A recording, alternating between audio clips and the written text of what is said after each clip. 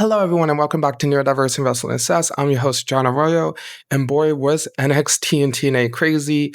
We're going to get right into it because NXT blew it out the park. We had two killer woman matches, backstage drama, Josh Briggs pretty much annihilating most of the men's division, and a main event that was just hectic. So let's get right into it. So we start off with Miss Parker, Jade Parker versus Lash Legend. And both women showed up for a fight. Lash came strong with the power game, heavy strikes, big splashes, even used the ropes as a battering ram against Jada. But Jada wasn't backing down, brawling through it all with her brutality style of brawling wrestling skill, hitting multiple teardrop drops.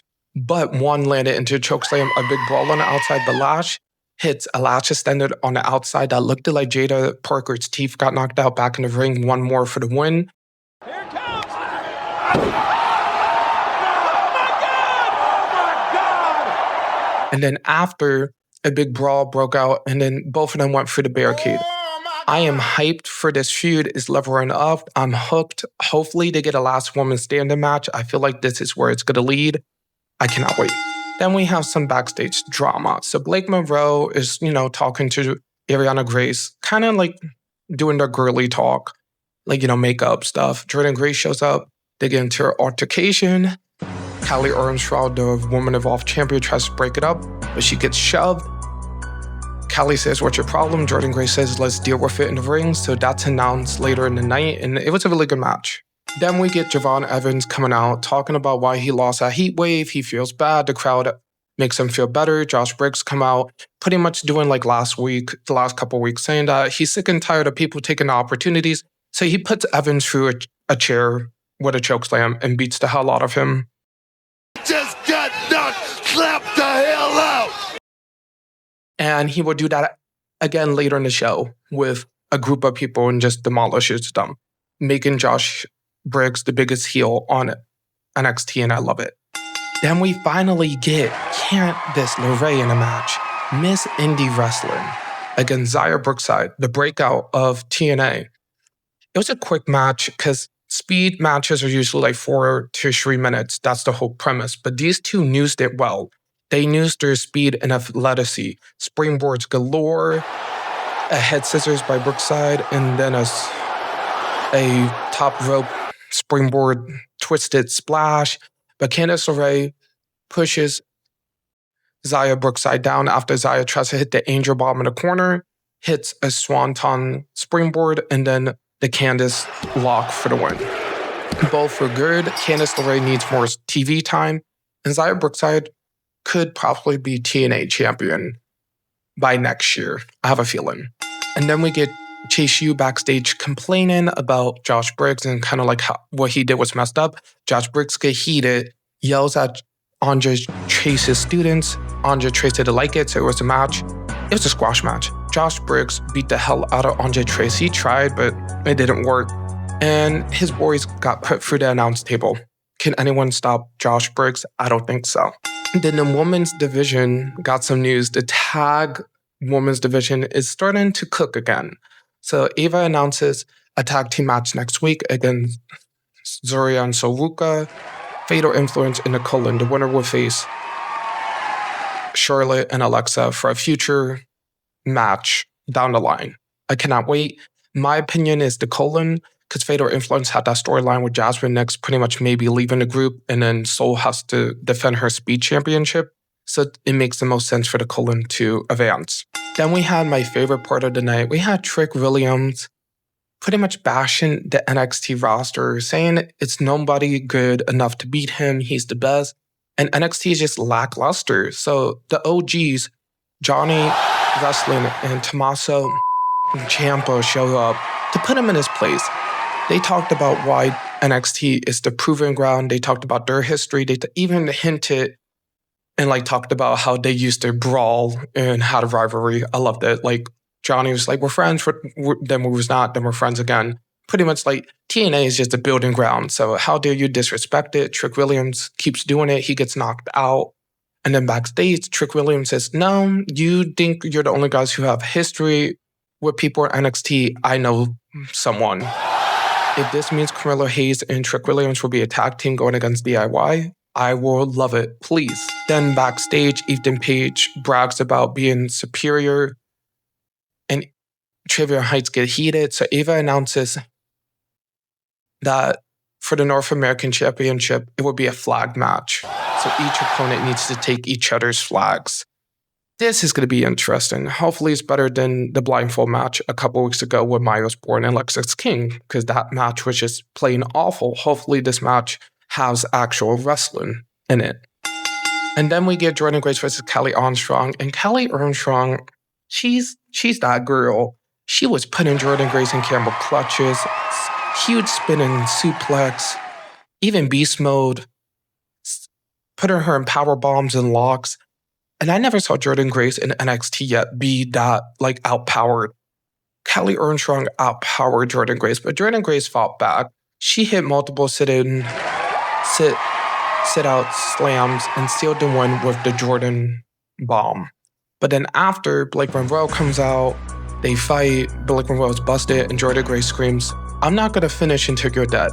Most likely, at the next PLE, we're going to get a match between the two, and hopefully it's a street fight.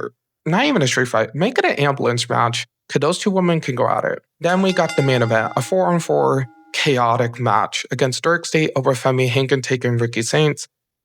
It looked promising for Obafemi, Hank and Take, and Ricky Saints, because Femi, like, always brought the power. Hank and Take was really quick and innovative with their tag moves. Ricky Saints brought the athleticity and charisma. They all did a running shoulder tackle to one person of Darkseid that looked devastating. But then chaos happened. Ricky and Oba started fighting backstage because they couldn't handle their beef outside the ring. And then Cutler and Sugar and Leon beats the hell out of Hank and Tank, and Hank is left in the ring. And Cutler says, "Who you gonna call on to help you?" And then we hear Cutler say, "The name you do not say." I believe in Joe Hendry. Joe Bloody Hendry shows up, distracting Dirk State's a coat, so Hank and Take can win. This was fun. I love this week's NXT. I'm going to try to do reviews. It's kind of hard because this semester, but I really like NXT and TNA are my favorite parts of wrestling in WWE. Like, you can see why, like, just the building of characters and, like, the rivalries just all, like, kind of click, and it's fun. Hopefully we get Wars Collide matches announced soon, because that's coming up in a couple weeks, as well as, I don't know if Wrestling Palooza will have just the main roster. We have to wait to see. Maybe at Wrestle Palooza we get DIY versus Trick and Mello. That seems like a match that could happen at Wrestling Palooza, but we have to wait to see. Now on to TNA. Hello everyone, now on to TNA. TNA was good, so let's get right into it. So Santino Marvello comes out talking about how Trick Williams did it dirty. He brought a lawyer. That's not going to go with him. So Bound for Glory, we're going to get Mike Santana versus Trick Williams for the title. Mike Santana comes out happy and just says that he declares that Trick can be a coward, but he will go anywhere.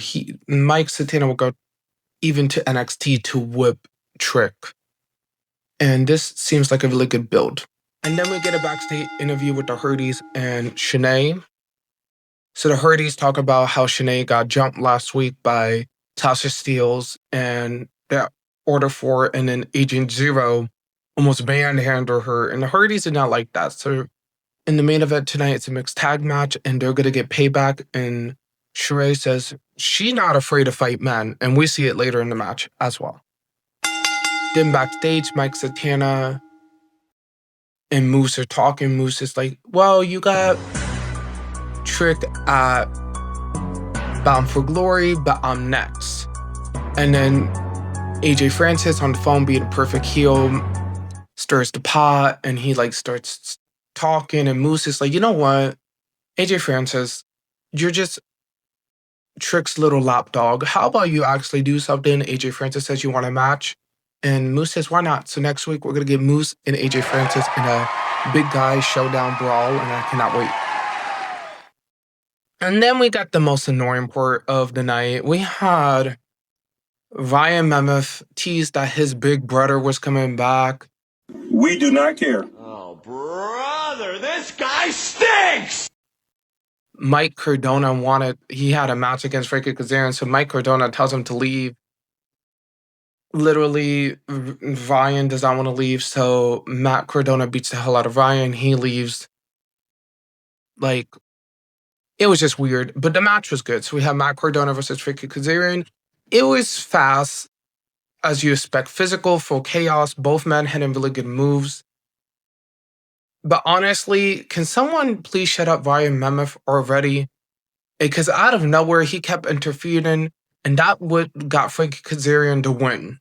And then after Frankie brags about he should be Intercontinental Champion, not Steve Maclin, and how Steve Maclin is not a good representation for it. Steve Maclin runs out and chases him, but he runs away. So pretty much this will be a match, maybe for Bound for Glory, and I cannot wait. And then we got the Elegance brand. It was wild. So they were supposed to have an Elegant brand celebration, and Ash looked good. You know, she was coming out in all gold. They was wearing all gold. I love like how the title looked on her. She looked good. Like she looked like she was ready to be champion. She said that she worked so hard for this, and the Elegant brand got her bubbly. They bought her champagne. They bought her like a pain in herself. And she says she's going to be the best knockout of all time with the championship. But Masha Slamovic says, it's so funny that it was a triple threat, but somehow you won, aka like Ash did cheat. And then Ash is like, so I don't care, whatever. And then pretty much I'm not Bound for Glory. For the next event, it will be Masha versus Ash. So that leads into a huge fight. Lei Ling shows up, Xia Brooks, and then the Inspiration destroys the Elegance celebration and rips up the painting. Rips up everything, breaks the champagne, rips up the painting. The Elegance party was crashed. And Ash and her girls did not look happy about it whatsoever. And then we got Joe Hendry cutting a promo. He says it's good to be back in TNA after taking a little trip to NXT to deal with Dark State and traveling all over Europe to compete on the indies, but he's back. He has unfinished business with Eric Young, who took him out a couple weeks ago just by jumping him because Eric Young sees him as someone to be cleansed. Eric Young comes out and he says, Joe Hendry, you're so boring. Like, you're so, like, annoying, the whole concert. That's not what TNA needs. TNA needs nonstop action, not musical performances. Next week, I want to have a match to prove you and the fans that it's time for a cleansing and you're the first one. Joe Hendry says yes, so that's declared.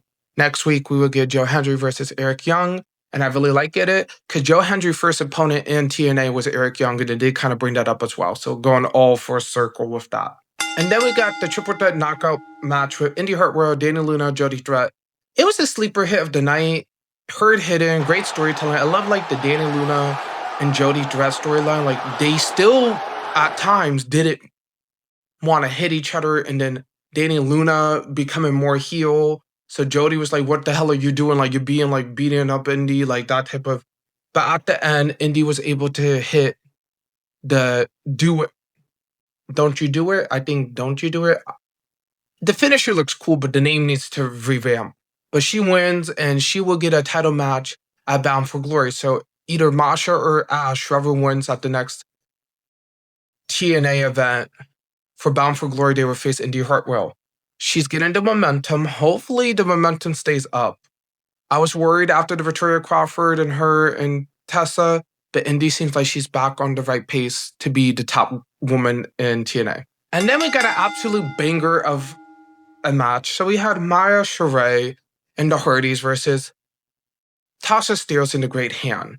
And Maya Sheree was giving Lita vibes, okay, guys? She was going full Lita. She had the drip. She had the stocking. She had the bell bottom. She had the ripped t-shirt. She was even doing moves like a moonsault, twist of fate. She was giving Hardy Lita realness. The Hardys was doing it all. Agent Zero tried to get involved, but they took him down. And at the end, everyone hit a swanton on Hotch and Skylar, and this Sheree hit a beautiful moonsault homage to Lita to pick up the win. But then after, Nick and Ryan Memeth shows up out of nowhere, beats the hell out of them. Sheree is like, what the hell is going on? And Ryan watches while his brother Nick Memeth kicks the Evan liver and hell out of Sheree.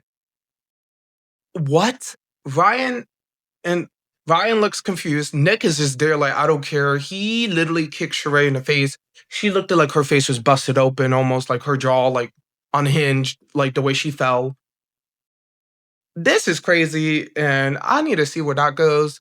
Because, like, first we had Ali throwing hands with Steels, and then Agent Zero throwing hands with Sheree, and now Sheree's getting kicked.